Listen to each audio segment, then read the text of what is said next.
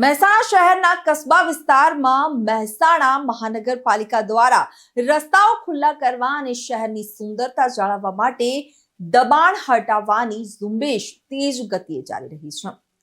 આ ઝુંબેશ હેઠળ મનપાની ટીમે પોલીસ બંદોબસ્ત સાથે કસ્બા વિસ્તારમાં ગેરકાયદે બનાવેલી મટનની દુકાનો સહિત અન્ય દબાણોને દૂર કર્યા છે।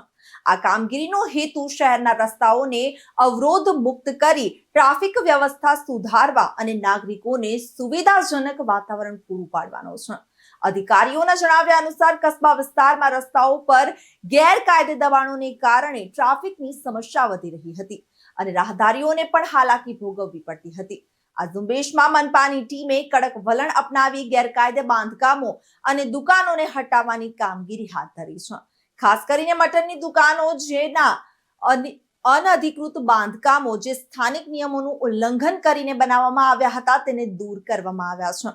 આ કામગીરી દરમિયાન મનપાની ટીમે પોલીસની મદદથી શાંતિપૂર્ણ રીતે દબાણ હટાવ્યા હતા।